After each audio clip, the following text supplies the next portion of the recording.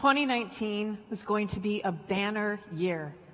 After 7 years of long-distance love, from Seattle to Montreal, my husband and I were finally going to live under the same roof in San Diego, a city we were thrilled to inhabit as lovers of sunny weather, beaches, and palm trees. My communications career at Microsoft had reached new heights. I'd been given the opportunity to blend my skills as a writer, as a storyteller, in ways I had never imagined possible, hosting a talk show for customers and a podcast for employees, interviewing brilliant senior leaders about their work. And I was in a year-long memoir writing program where I was writing our story of long-distance love, its ups and downs, and the perseverance that was leading us to a life we had only dreamt of living. Then, 2 weeks before our move to San Diego, as my husband packed up his life in Montreal and I packed up mine in Seattle, I contracted hand, foot, and mouth disease, a virus common in children but rare in adults. It started out looking like chickenpox, but over the course of 9 days and 3 ER visits, it rapidly transformed into large sores that looked like targets all over my body and inside my mouth. I was unable to eat or drink without excruciating pain, and as it progressed, it ate into my connective tissue, rendering me unable to use my hands or walk without feeling like I was being electrocuted. By the 3rd ER visit, I was dehydrated and undernourished. My C-reactive protein, the level of inflammation in the body, indicator of level of inflammation in the body, was 3 times the normal limit, and I had lost 9 pounds in as many days. I was admitted to the hospital, and after doctors consulted 4 dermatologists, was told I'd experienced a stress-induced autoimmune response that triggered a secondary condition called erythema multiforme.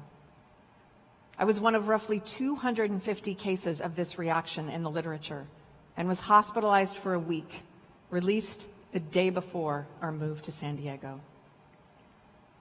At that point, I was able to walk with a walker, but my body was covered in open sores. So I went to my parents' home in Oregon to recover for the next 2 weeks, while my husband moved on his own with our cat to our new city, our new house, his new job, neither of us knowing what was ahead for me on the road to recovery.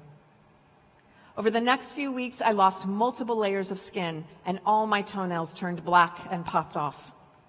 For months, the nerve damage caused that electrocution pain every time I swung my legs over the edge of the bed. It was 9 months before I could walk normally, before I looked normal. By then, it was March 2020, and I was excited to get out into my new city, make friends, and return to Pilates now that I could fully use my hands and feet. Of course, March 2020 is a time none of us will forget. And for me, it was the beginning of another health crisis, another rare diagnosis, this one with a 5% chance of occurring. A lesion on the inside of my lower left eyelid turned out to be ocular cancer. It had settled into my conjunctiva, the lining of the eye, and my tear duct. And over the next year, I would have 3 surgeries and 6 immunotherapy treatments administered by injection directly into my eye.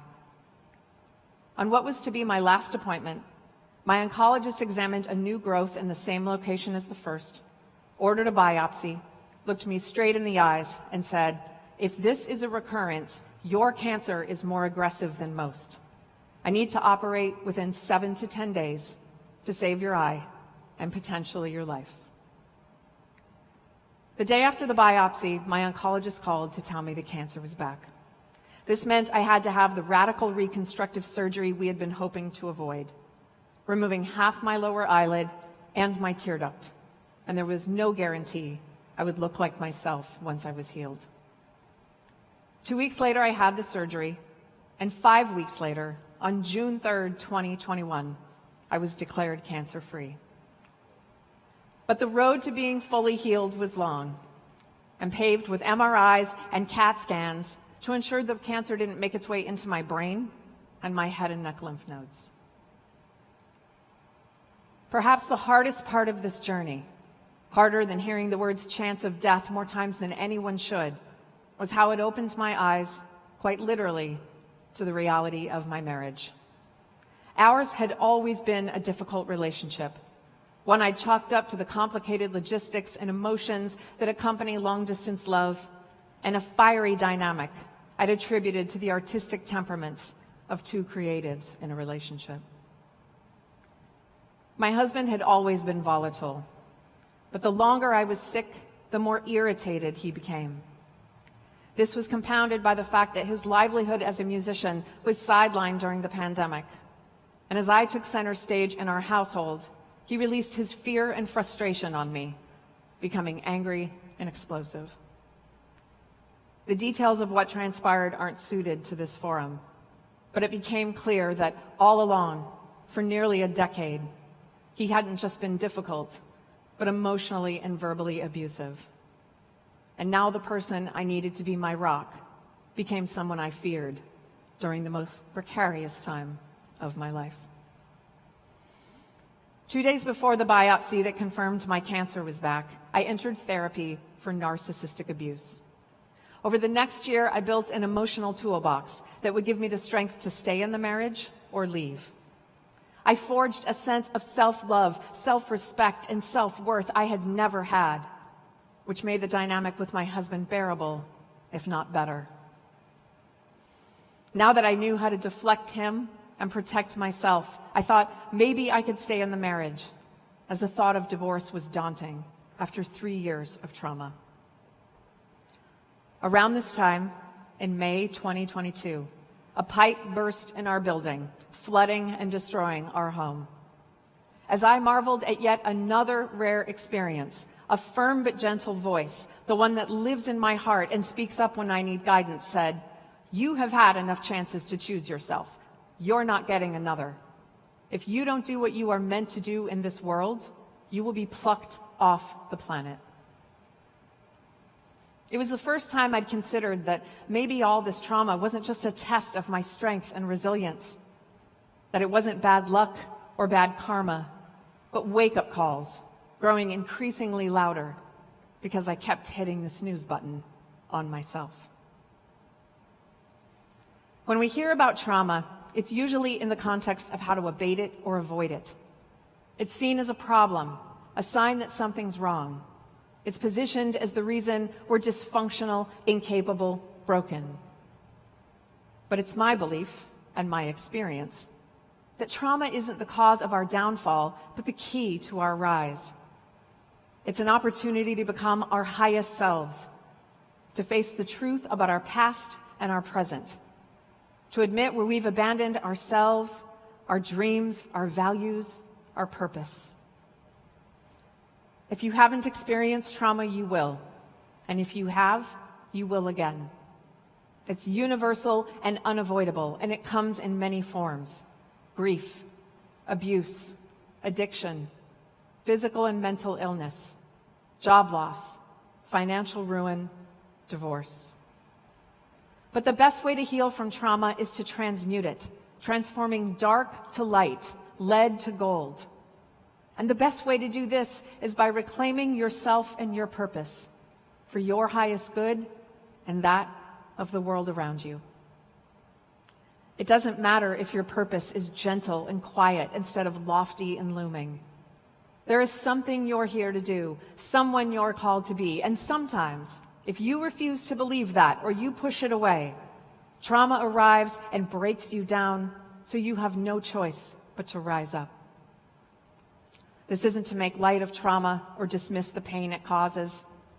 It's not about thinking positive or that everything happens for a reason, or gaslighting yourself into thinking you're on safe, solid ground as your world crumbles around you. It's the opposite, because you can't find the silver lining until you acknowledge the cloud. You can't transmute trauma until you admit things aren't okay, that you're not okay, that this is awful and unfair, and you are hurt and angry and terrified. You have to feel into your experience and let it level you and reshape you. You can't just get to the other side, breathe a sigh of relief, and continue making the same choices, leading the same life. You needn't burn everything to the ground, but trauma calls for us to pick up the mossy rocks of our lives turn them over, examine them, and ask, does this still serve me? This life, this work, this city, these people, these circumstances, these choices. And if not, what needs to change? These were the questions I asked myself after 3 years of trauma. To find the answers, I dug deep into my wounds, admitting painful truths about myself, my childhood, my choices, my relationships. I spent the next 2 years in frequent isolation, feeling my way through it. I recentered, reclaimed, and rewired myself. And as my insides healed, I made hard choices to align my outsides with who I'd become.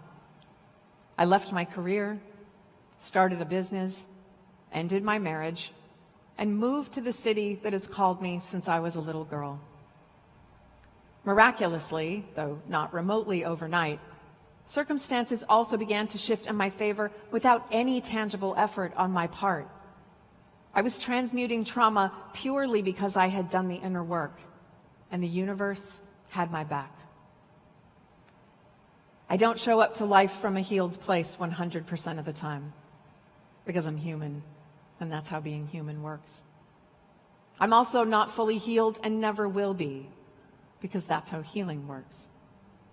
But this journey left me unable to ignore my purpose of facilitating healing through the power of stories. I craved open, honest, vulnerable conversations about what it means to choose ourselves. So I started a podcast called Here for Me. And over the last 2 years, I've spoken with 45 people who have transmuted life-altering trauma. Every one of them survived the seemingly insurmountable, walked through fire, and found light on the other side of darkness. They made hard choices to live in alignment and authenticity, even when it meant disappointing people, ending relationships, and taking scary risks. They created art, businesses, and are sharing their stories, their gifts, their talents in service of others, but also in service of the selves they worked hard to reclaim. What happens when we don't transmute trauma? When we simply barrel through and carry on, making the same choices, living the same life? It leaves loose threads. Those threads become triggers that prevent us from forming functional relationships and becoming who we are called to be in this lifetime. And as I experienced, when you don't transmute trauma, it keeps finding you. Because you came to this life with a mission, and the bigger that mission and the more you sidestep it, the more challenging and more numerous your traumas will be. But when you let trauma level you and lead you to your highest potential, you tie the loose threads together. You weave beauty out of brokenness and create a tapestry of your life that reveals the path to your destiny. Thank you.